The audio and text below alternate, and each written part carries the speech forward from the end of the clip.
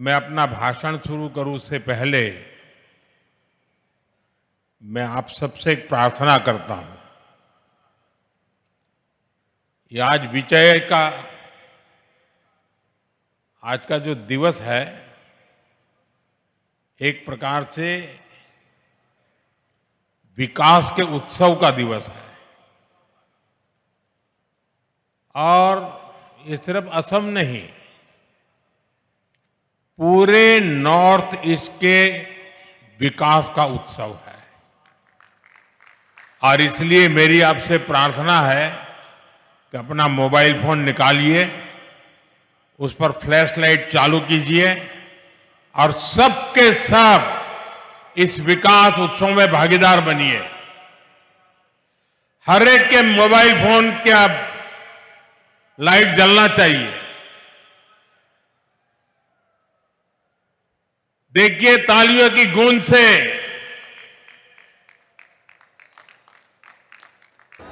पूरा देश देखेगा कि असम विकास का उत्सव मना रहा है।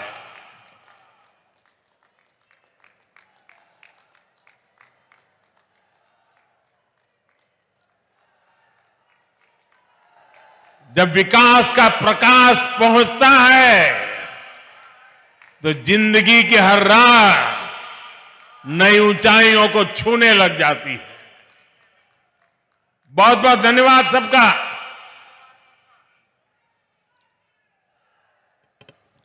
साथियों, असम की धरती से मेरा लगाव, यहां के लोगों का प्यार और स्नेह और खासकर असम और पूर्वोत्तर की मेरी माताओं बहनों का अपनापन, ये मुझे निरंतर प्रेरित करते हैं, पूर्वोत्तर के विकास के हमारे संकल्प को ताकत देते हैं। मैं देख रहा हूं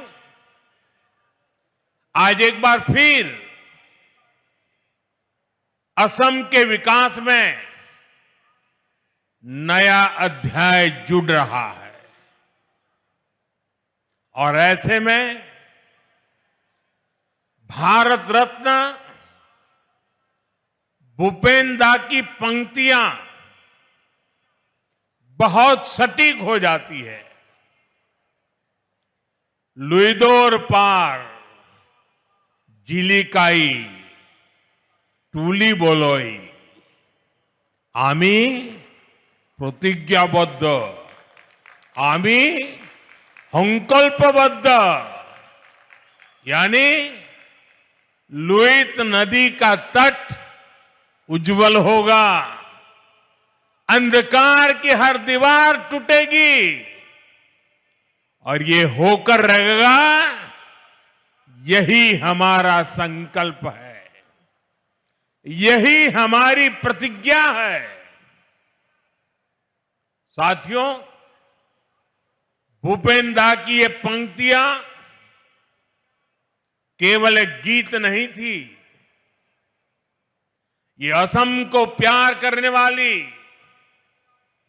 हर महान आत्मा का संकल्प था।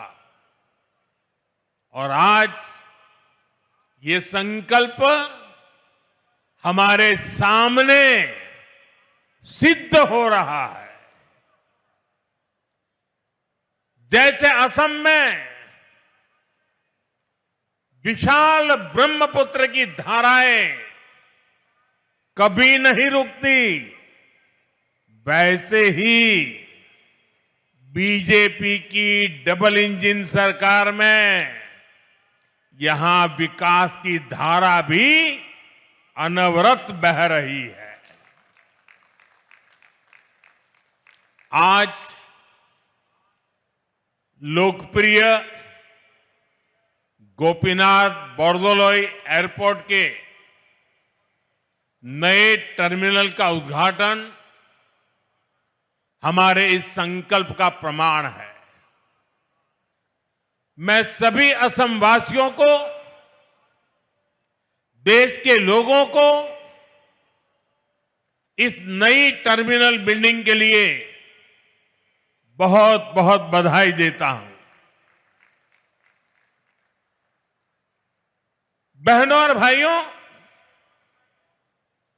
अब से कुछ देर पहले मुझे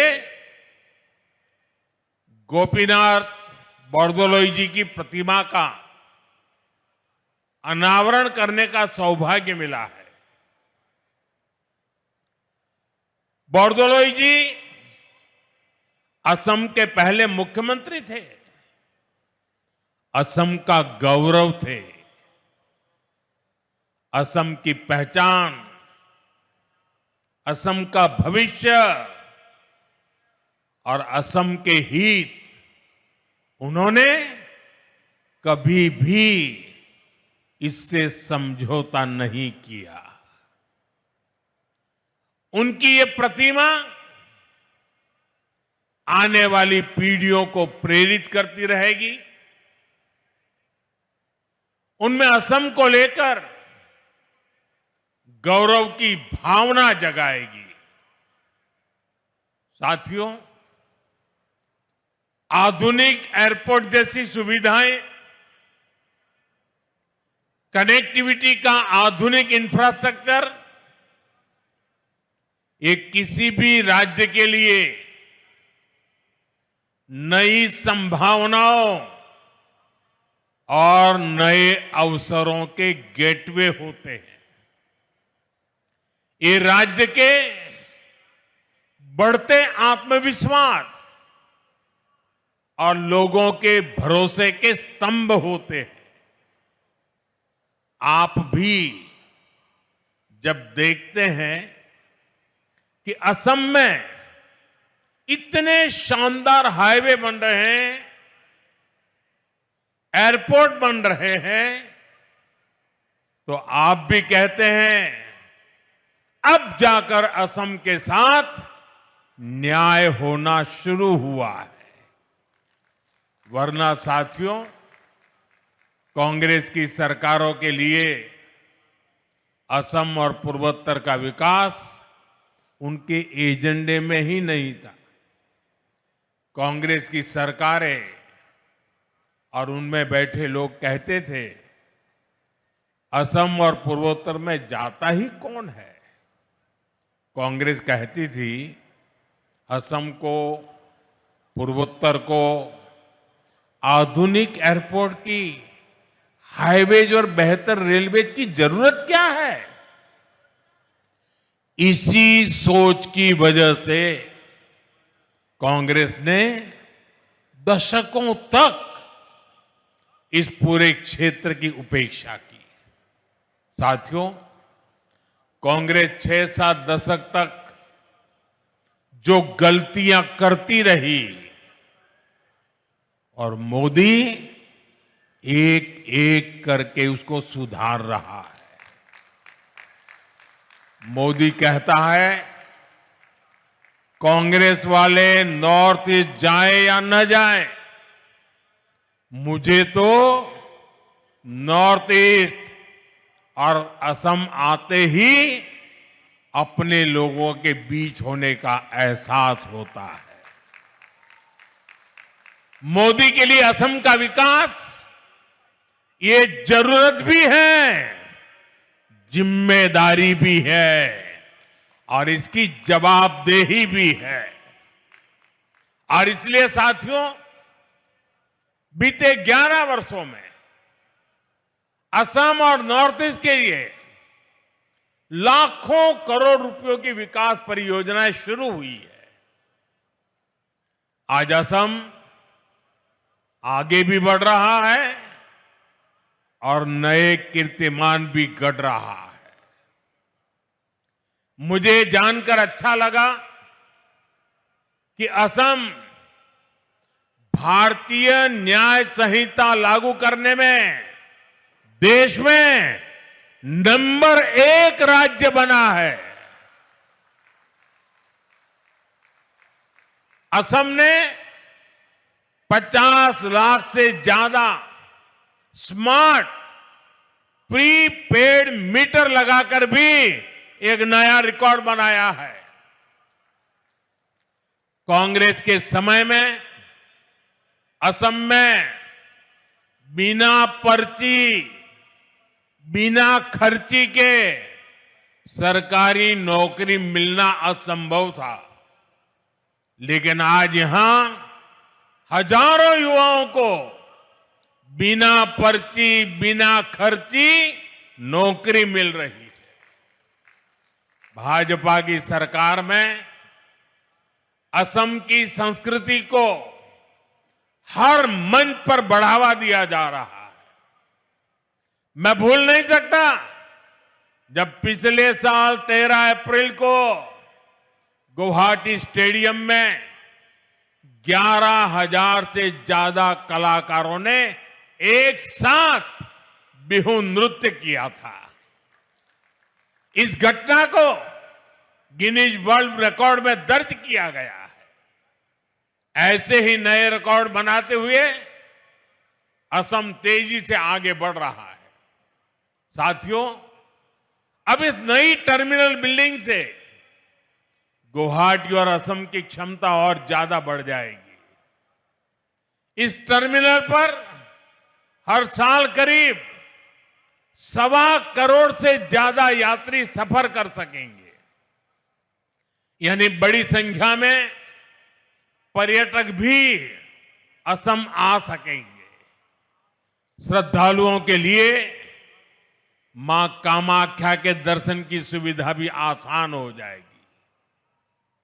इस नए एयरपोर्ट टर्मिनल में कदम रखते ही ये साफ दिखता है विकास भी और विरासत भी, ये मंत्र के मायने क्या है।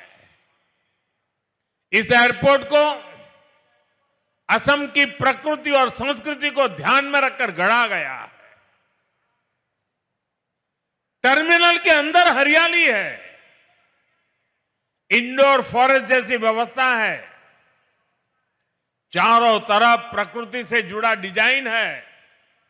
यहां आने वाला हर यात्री सुकून महसूस करे। इसकी बनावट में बांस का खास इस्तेमाल किया गया है। बांस असम के जीवन का अभिन्न हिस्सा है। वो यहां मजबूती भी दिखाता है और खूबसूरती भी। और दिल्ली में बैठे हुए भूतकाल की सरकारों को ये बंबू क्या है इसकी पहचान भी नहीं थी। आप हैरान होंगे, 2014 में आपने मुझे काम दिया, उसके पहले हमारे देश में एक कानून था। ये कानून ऐसा था कि आप बंबू को काट नहीं सकते। अब कोई मुझे समझाए भाई, क्यों? क्योंकि उन्होंने कह दिया बंबू एक ट्री है, वृक्ष है, और जब एक बार वृक्ष कह दिया तो फिर सारे दरवाजे बंद हो गए। जबकि बाम्बू दुनिया मानती है कि ये एक पौधा है, और हमने कानून हटाया और ग्रास की कैटेगरी में जो सचमुच में बंबू की पहचान है उसमें लाया, और तब जाकर के आज ये बाम्बू से इतनी बड़ी भव्य इमारत निर्माण हुई है। और आज अगर आप सोशल मीडिया देखोगे तो दुनिया भर में भारत के एयरपोर्ट की रचनाओं की चर्चा हो रही है। साथियों, इंफ्रास्ट्रक्चर के इस विकास का बहुत बड़ा संदेश भारत की विकास यात्रा की पहचान बन रहा है।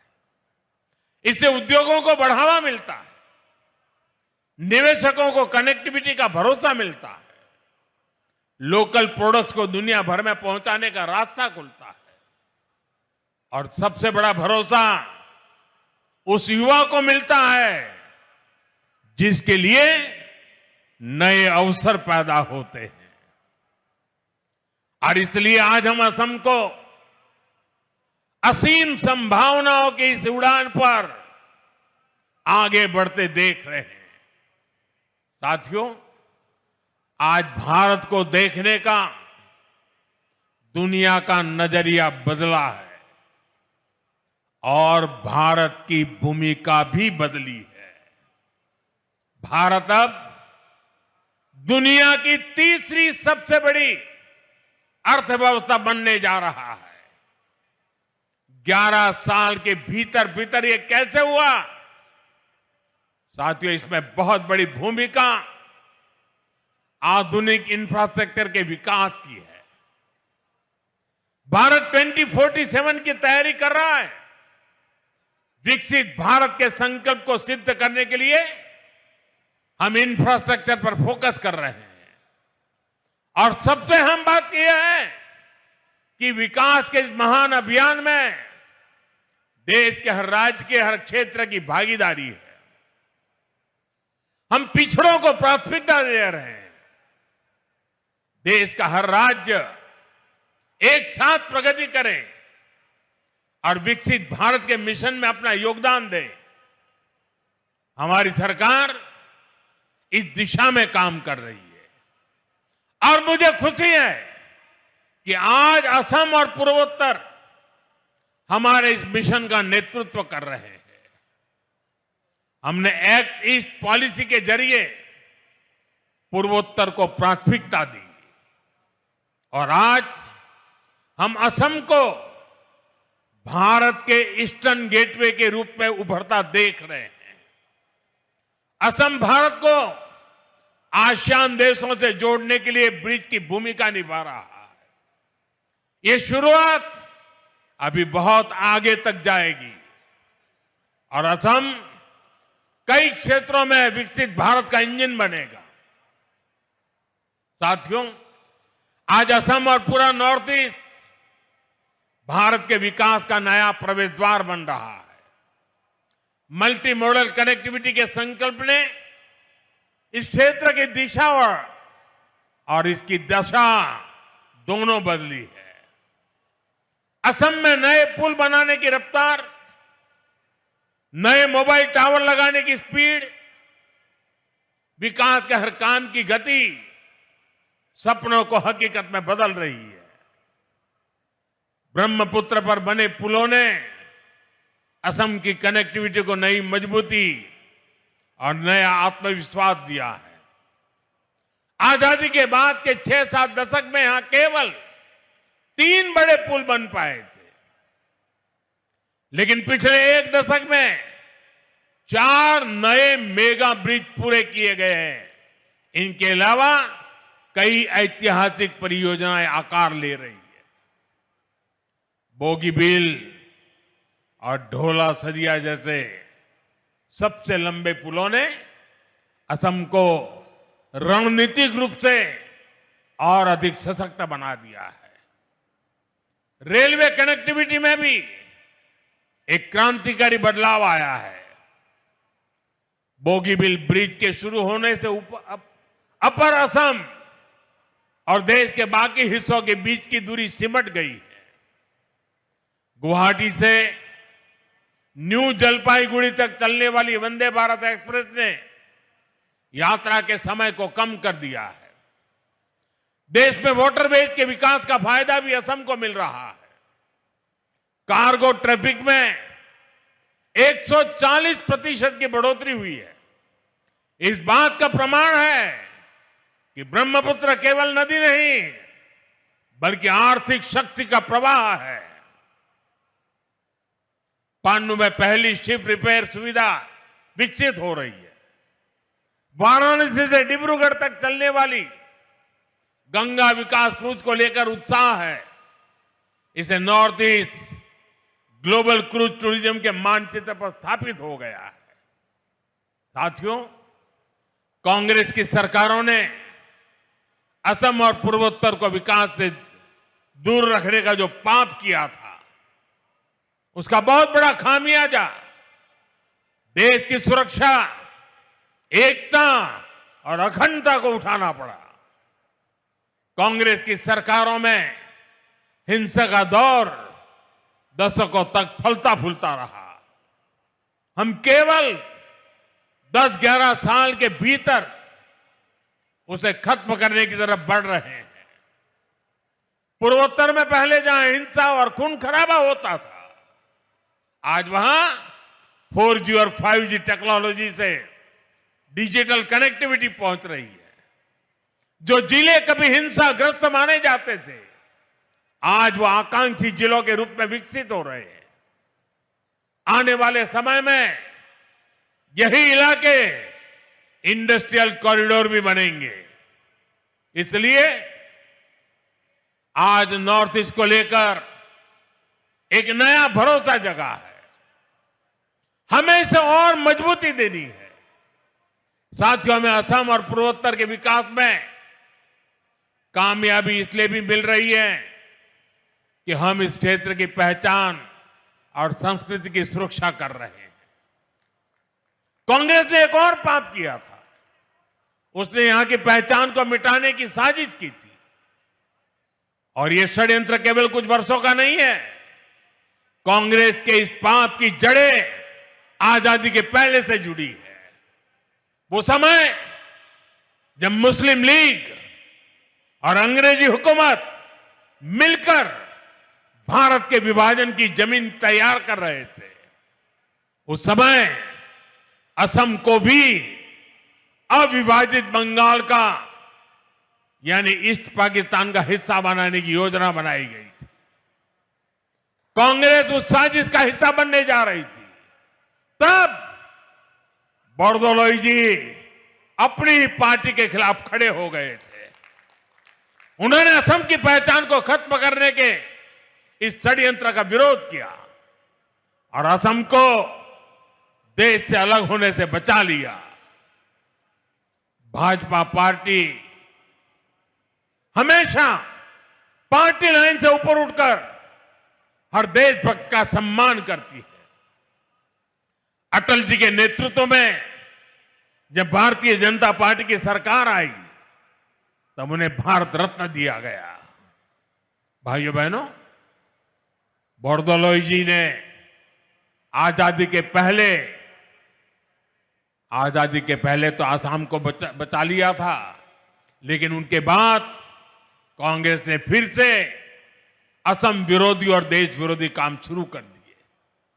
कांग्रेस ने अपना वोट बैंक बढ़ाने के लिए मजहबी तुष्टीकरण के षड्यंत्र रचे। बंगाल और असम में अपने वोट बैंक वाले घुसपैठियों को खुली छूट दी गई है। यहां की डेमोग्राफी को बदला गया है। इन घुसपैठियों ने हमारे जंगलों पर कब्जा किया, हमारी जमीनों पर कब्जा किया। इसका नतीजा यह हुआ कि पूरे असम की सुरक्षा और पहचान दांव पर लग गई है। साथियों, आज हेमंता जी की सरकार और उनकी टीम के सभी साथी बहुत मेहनत से असम के संसाधनों को इस गैर कानूनी और देश विरोधी अतिक्रमण से मुक्त करा रही है। असम के संसाधन असम के लोगों के काम आए, इसके लिए हर स्तर पर काम हो रहा है। केंद्र सरकार ने भी घुसपैठ रोकने के लिए सख्ती की है। अवैध घुसपैठियों को बाहर निकालने के लिए उनकी पहचान भी कराई जा रही है। लेकिन भाइयों बहनों, कांग्रेस पार्टी और इंडी गठबंधन के लोग खुलकर देश विरोधी एजेंडे पर उतर आए हैं। देश का सुप्रीम कोर्ट तक घुसपैठियों को बाहर करने की बात कर चुका है, लेकिन ये लोग घुसपैठियों के बचाव में बयानबाजी कर रहे हैं। इनके वकील कोर्ट में घुसपैठियों को बचाने की पैरवी कर रहे हैं। चुनाव आयोग निष्पक्ष चुनाव के लिए एसआईआर की प्रक्रिया कर रहा है, तो इन लोगों को देश के हर कोने में तकलीफ हो रही है। ऐसे लोग असमिया भाई बहनों के हितों को नहीं बचाएंगे। ये लोग आपकी जमीन और जंगलों पर किसी और का कब्जा होने देंगे। इनकी देश विरोधी मानसिकता पुराने दौर की हिंसा और अशांति वाले हालात पैदा कर सकती है। और इसलिए मेरे आसाम के भाई बहन, हमें बहुत सावधान रहना है। जिस असम की अस्मिता के लिए बोरदोलोई जी जैसे लोगों ने जीवन भर अपना सब कुछ न्यौछावर किया, हमें उसकी रक्षा करनी है। असम के लोगों को एकजुट रहना है। हमें असम के विकास को डिरेल होने से बचाना है। कांग्रेस के षड्यंत्रों को पल पल कदम कदम पर विफल करते रहना है। साथियों, आज दुनिया भारत की ओर उम्मीद से देख रही है। भारत के भविष्य का नया सूर्योदय पूर्वोत्तर से ही होना है। इसके लिए हमें साथ मिलकर अपने सपनों के लिए काम करना होगा। हमें असम के विकास को सबसे आगे रखकर चलना होगा। मुझे विश्वास है हमारे ये सामूहिक प्रयास असम को नई ऊंचाई पर ले जाएंगे। हम विकसित भारत के सपने पूरा करेंगे और विकसित असम से विकसित भारत का रास्ता बनने वाला है। इसी कामना के साथ मैं एक बार फिर नए टर्मिनल की बधाई देता हूं। आप सबका बहुत बहुत धन्यवाद। मेरे साथ बोलिए, वंदे